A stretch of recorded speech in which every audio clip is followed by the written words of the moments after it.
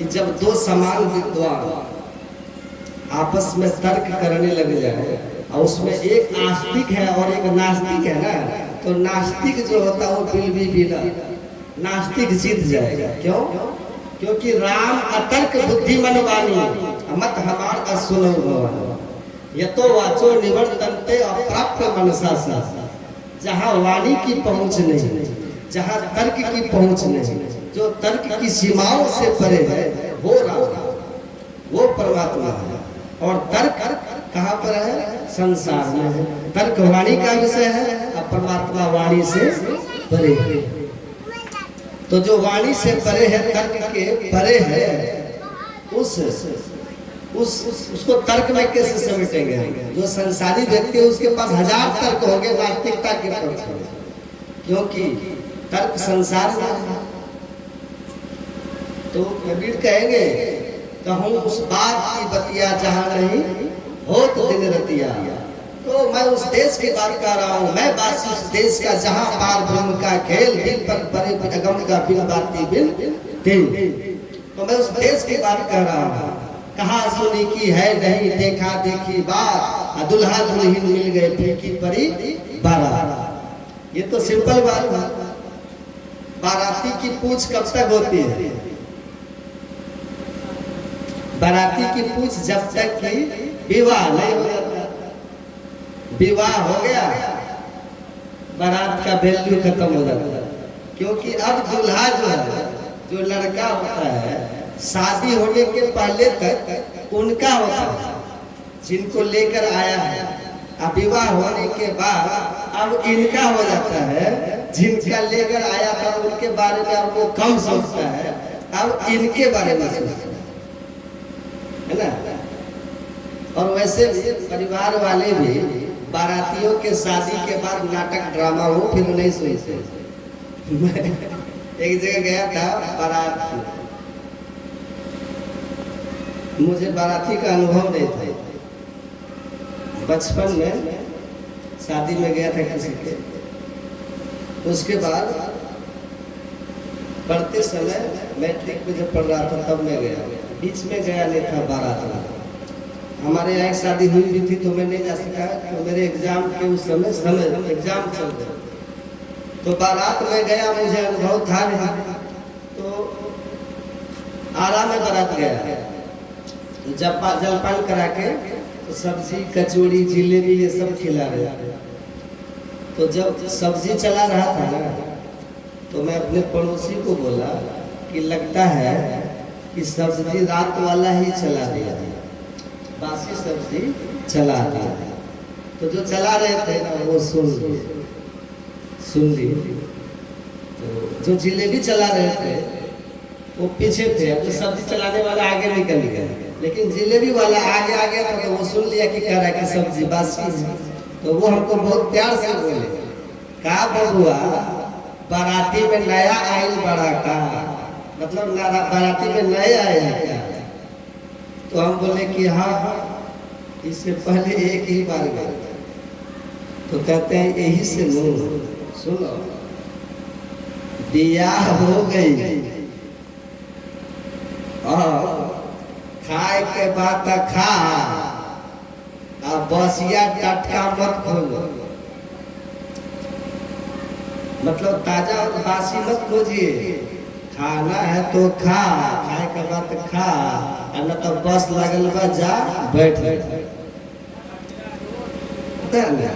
बिया हो। तो कबीर साहब वही कह रहे हैं कि कहाँ सुनी की है नहीं, ये देखा देखी बात है, अतर्क है परमात्मा, वाणी में नहीं आता, हमारी सोच की परिधि से परे।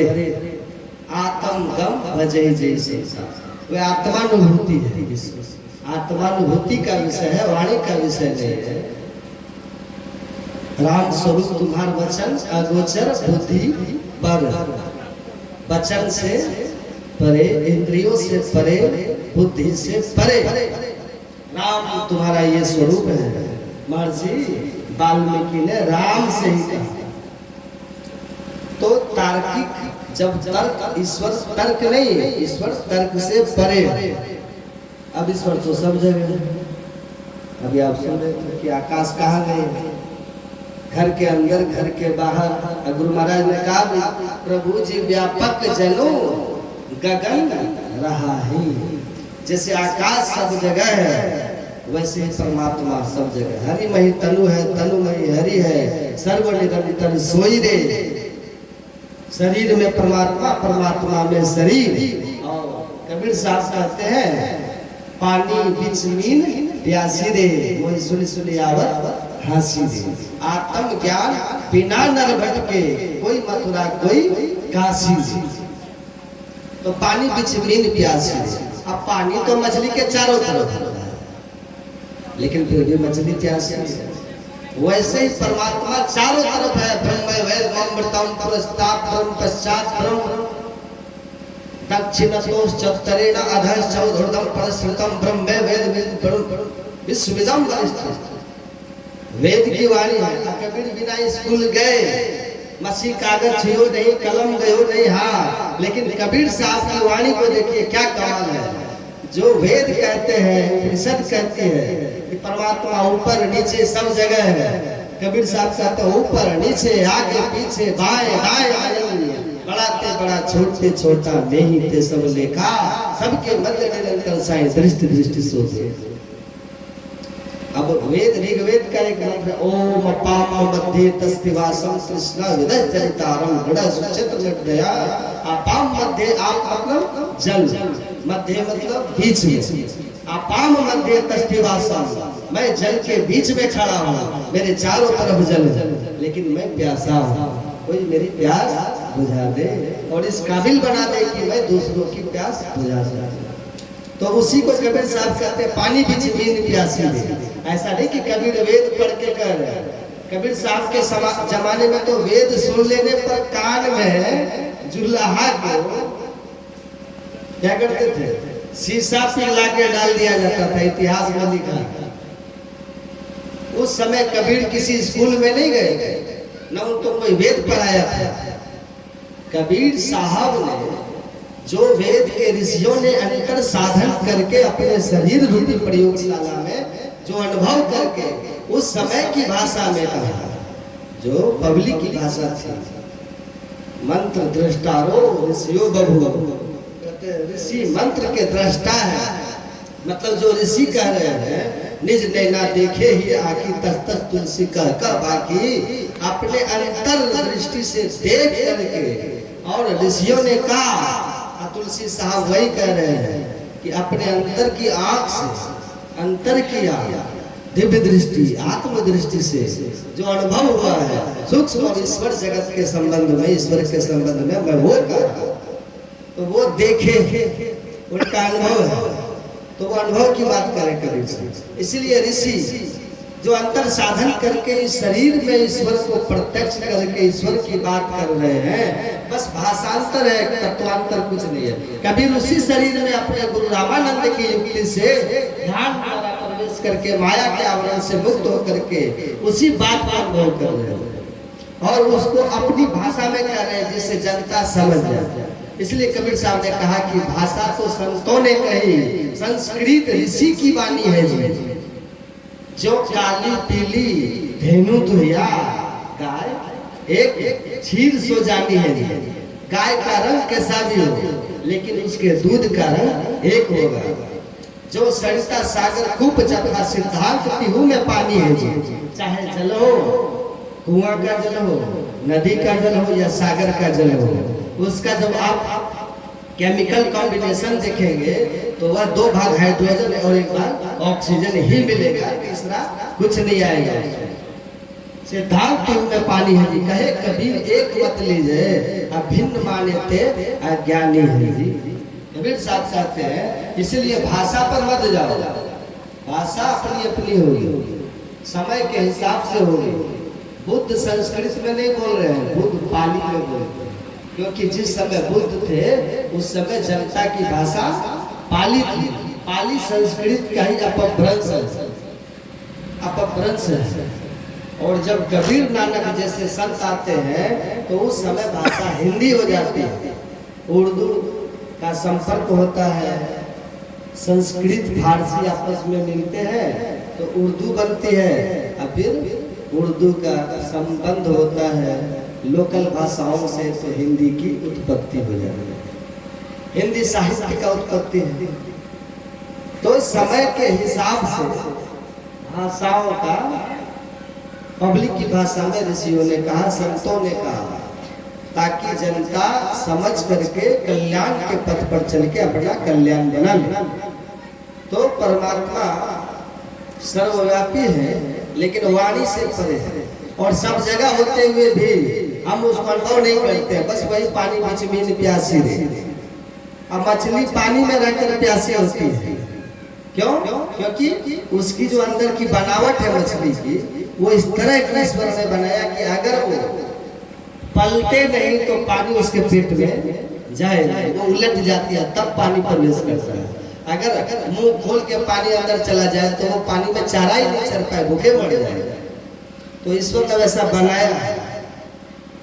तो सब जगह ईश्वर है, लेकिन हम उनको अनुभव नहीं करते, क्योंकि हम जिस इंद्रियों के साथ हैं उन इंद्रियों की शक्ति से परमात्मा ग्रहण नहीं होते, या इंद्रियां सक्षम नहीं है। इसलिए महर्षि अरविंद के साहित्य में है कि द गॉड कैन प्रेजेंट, परमात्मा सब जगह है, अंदर और बाहर, अंदर है बाहर है सब जगह है, फिर भी even then we are not perceiving, हम उनको नहीं ग्रहण करते। तो this is not the fault of God, ये परमात्मा का दोष नहीं है। ये किसका दोष है? कहते हैं ये दोष है उस, it is fault of the instruments, ये उन उपकरणों का दोष है through which we want to realise God. उन उपकरणों का दोष है जिस उपकरण के द्वारा हम परमात्मा को ग्रहण करना चाहते हैं, अनुभव करना चाहते हैं।